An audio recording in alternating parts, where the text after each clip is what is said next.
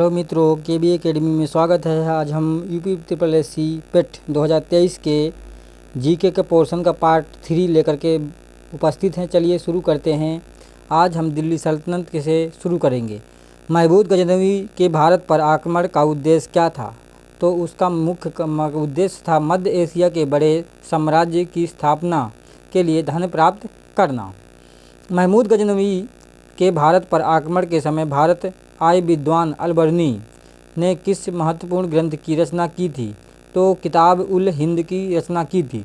निम्नलिखित में से वह दिल्ली का सुल्तान कौन था जिसकी मृत्यु चौगान पोलो खेलते समय हुई थी? कुतुब उद्दीन ऐबक। कुव्वत उल इस्लाम मस्जिद का निर्माण किसके द्वारा किया गया? तो ये कुतुब ऐबक के द्वारा, कुतुबुद्दीन ऐबक के द्वारा किया गया।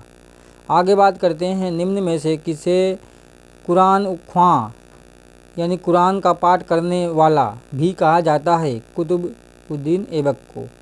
आगे बात करें, निम्न में से किस शासक को इक्ता व्यवस्था शुरू की थी? किसने शुरू की थी इक्ता व्यवस्था? तो इल्तुतमिश ने जो है ये शुरू की थी। यहीं पर नेक्स्ट प्रश्न है हमारा जो है 2.5 दिन का झोपड़ा मस्जिद अजमेर का निर्माण किसने करवाया था? कुतुबुद्दीन ऐबक ने। निम्नलिखित में से कौन अपने को ईश्वर का अभिशाप कहता था? चंगेज खां। निम्न में से किस बगदाद के खलीफा को मंसूर प्रदान किया गया? तो ये है इल्तुतमिश। सिजदा एवं पबोस प्रथा को शुरू करने वाला शासक कौन था? बलबन। रजिया सुल्तान किसकी बेटी थी? इल्तुतमिश की।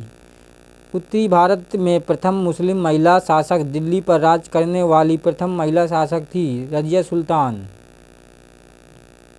निम्न में से किस खिलजी शासक ने दिल्ली के सिंहासन पर बैठने के लिए अपने ससुर की हत्या कर दी थी? अलाउद्दीन खिलजी ने। दिल्ली के प्रथम सुल्तान कौन थे जिन्होंने दक्षिण भारत को पराजित करने का प्रयास किया था? अलाउद्दीन खिलजी। सन 1329 से 1330 के बीच किसने तांबे के सिक्के के रूप में प्रमाण स्वरूप मुद्रा संकेतिक मुद्रा प्रचलित की थी? खुद मोहम्मद बिन तुगलक ने। निम्न में से किस शासक को पढ़ा लिखा मूर्ख शासक कहा जाता है? मोहम्मद बिन तुगलक। निम्न में से सल्तनत काल का अकबर किसे कहा जाता है? फिरोज शाह तुगलक को। फिरोज शाह तुगलक को सल्तनत काल का अकबर भी कहा जाता है। आगे बात करते हैं, तोता ए हिंद के नाम से किसे जाना जाता है? अमीर खुसरो को। लोधी वंश के अंतिम शासक कौन था? इब्राहिम लोधी। आगरा नगर की स्थापना किसने की थी? सिकंदर लोधी ने। दिल्ली सल्तनत की दरबारी भाषा क्या थी? फारसी। तराइन की पहली लड़ाई 1191 में किनके बीच लड़ी गई? तो मोहम्मद गौरी और पृथ्वीराज चौहान के बीच लड़ी गई थी। निम्न में से किस शासक ने कुतुब मीनार का निर्माण में योगदान नहीं दिया है? तो कुतुबुद्दीन ऐबक, इल्तुतमिश और फिरोज शाह तुगलक, इन तीनों ने जो है कुतुब मीनार के निर्माण में योगदान दिया है। लेकिन यहीं पर बात करते हैं ऑप्शन के अनुसार, तो अलाउद्दीन खिलजी का कोई योगदान नहीं है। अब यहाँ बात करेंगे इब्न बतूता कहाँ का निवासी था? ये मोरक्को का था। अब यहाँ से हमारा जो है मुग़ल साम्राज्य दिल्ली सल्तनत के जो प्रमुख क्वेश्चन से ख़त्म होते हैं। अब मुग़ल साम्राज्य के क्वेश्चन स्टार्ट होते हैं। 1526 ईस्वी में बाबर ने जो है किस वंश के शासक को परास्त करके मुग़ल साम्राज्य की नींव डाली थी? तो लोधी वंश के शासक को। आगे बात करते हैं, पानीपत का प्रथम युद्ध कब हुआ था? तो पानीपत का प्रथम युद्ध 1526 में लड़ा गया। बाबर ने प्रसिद्ध तुलुगमा नीति का प्रयोग किस युद्ध में किया था? कहने का मीन्स है कि बाबर ने जो प्रसिद्ध उसकी जो एक नीति थी तुलुगमा नीति का प्रयोग किस युद्ध में किया था? तो आप समझ सकते हैं पानीपत के प्रथम युद्ध में ही किया था। किस युद्ध में जीतने के उपरांत बाबर ने खजाने का मुंह अमीरों, सगे संबंधियों आदि के लिए खोल दिया और इस उदारता के लिए उन्हें कलंदर की उपाधि भी दी गई? तो पानीपत के प्रथम युद्ध जीतने के बाद। आगे बात करते हैं, किस युद्ध के जीतने के बाद शेर शाह ने दिल्ली में अफगान की सत्ता स्थापना की? तो बिलीग्राम के युद्ध, यानी शेर शाह ने जैसे ही बिलीग्राम का युद्ध जीता तो अफगान सत्ता क्या दिल्ली में स्थापित कर दी। आगे बात करेंगे, भारत में ग्रैंड ट्रंक रोड यानी जीटी रोड किसने बनवाई थी? शेर शाह सूरी ने बनवाई थी, जो कलकत्ता से कहाँ तक थी? ये पेशावर तक थी, लेकिन आज अब जो है कोलकाता से जो है ये अमृतसर तक है।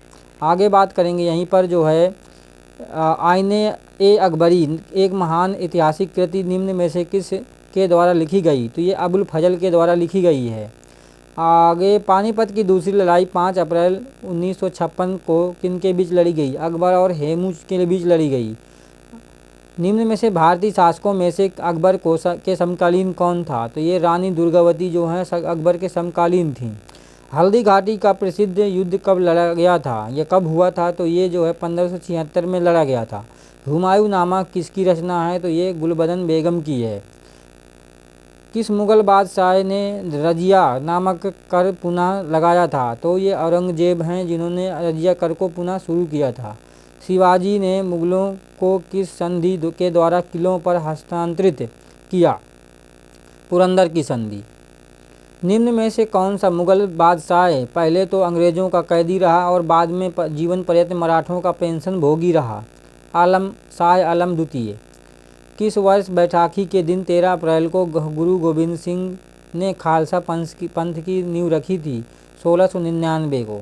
अब यहाँ से ब्रिटिश शासन स्टार्ट होता है। यहाँ से मुग़ल साम्राज्य के जो मुख्य क्वेश्चंस थे वो हमारे तरफ से फिनिश होते हैं। और आगे बात करते हैं ब्रिटिश शासन के बारे में। तो प्लासी की लड़ाई 1757 में अंग्रेजी सेना का नेतृत्व किसने किया था? रॉबर्ट क्लाइव ने किया था। भारत में सर्वप्रथम कौन आए थे? तो पुर्तगाली आए थे। बक्सर के युद्ध 1764 के समय दिल्ली का शासक कौन था? तो शाह आलम द्वितीय था। भारत में तंबाकू की खेती का श्रेय किसे जाता है? पुर्तगालियों को जाता है। 1798 में लॉर्ड बेलेजली द्वारा प्रस्तावित संधि को स्वीकार करने वाला सबसे पहला भारतीय शासक था? तो ये जो है हैदराबाद के निज़ाम थे, हैदराबाद का निज़ाम। तीसरे आंग्ल मैसूर युद्ध को रोकने के लिए टीपू सुल्तान ने अंग्रेज़ों के साथ कौन सी संधि की थी? श्रीरंगपट्टनम की संधि। टीपू सुल्तान अंग्रेज़ों के साथ युद्ध में लड़ते हुए कब मारा गया? 1799 में। भारत का प्रथम गवर्नर जनरल वायसराय कौन था? Lord Canning. राज्य हड़प नीति जब्ती सिद्धांत यानी कि जो है डॉक्ट्राइन ऑफ लैप्स किसके द्वारा लागू की गई थी? तो यह डलहौजी के द्वारा लागू की गई थी। बंगाल के किस गवर्नर के समय में सरकारी खजाना मुर्शिदाबाद से कलकत्ता जो है क्या स्थानांतरित किया गया था? तो वारेन हेस्टिंग्स के समय में। आगे बात करेंगे, भारत में प्रशासनिक सेवा का जनक किसे माना जाता है? वो कॉर्नवालिस को माना जाता है। भारत का प्रथम गवर्नर जनरल कौन था? तो वो जो है लॉर्ड विलियम बेंटिंग थे। और किस अधिनियम के तहत वारेन हेस्टिंग्स बंगाल के प्रथम गवर्नर जनरल बने थे? तो 1773 का रेगुलेटिंग एक्ट। किसके समय में कलकत्ता में प्रथम न्यायालय की स्थापना हुई थी? तो वो वारेन हेस्टिंग्स के समय में जो है कोलकाता उच्च न्यायालय की स्थापना हुई थी। आगे बात करते हैं, लखनऊ में 1857 की क्रांति का नेतृत्व किसने किया? तो बेगम हजरत महल ने किया। भारत में पहली जनगणना किसके समय में हुई थी? तो भारत की में जो पहली जनगणना है वो मेवाड़ के समय में हुई थी 1872-73। आगे बात करते हैं, भारत में विकेंद्रीकरण का शुभारंभ किसके समय में हुआ था? तो लॉर्ड यहाँ पर जो है मियो के समय में हुआ था। अंग्रेज घुसपैठियों ने भारत के करघे और को तोड़ डाला और चरखे को नष्ट कर दिया, ये कथन किसका है? ये कार्ल मार्क्स का है। भारत में स्थानीय स्वशासन की शुरुआत किसका श्रेय किसे जाता है? तो ये जो है रिपन को जाता है, लॉर्ड रिपन को। दादा भाई नौरोजी ने अंग्रेज़ों द्वारा किए गए कार्य को अनिष्टों का अनिष्ट की संज्ञा दी थी। क्यों? क्योंकि जो धन के निकास जो भारत के धन का जो है दुरुपयोग कर रहे थे अंग्रेज़ लोग, तो तब जो है दादा भाई नौरोजी जी ने ये जो है वाक्य कहा था।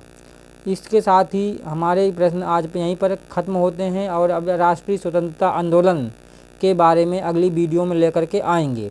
और मित्रों, हमारी वीडियो को अधिक से अधिक शेयर करें, हमारे चैनल को सब्सक्राइब करें, लाइक करें और बेल आइकन का बटन प्रेस कर लें, ताकि हमारे द्वारा जो यूपी पेट की जो 2023 का जो एग्ज़ाम होने जा रहा है उसके जीके से संबंधित जो भी वीडियो अपलोड की जाए तो उसका नोटिफिकेशन आप तक आसानी से पहुंच सके।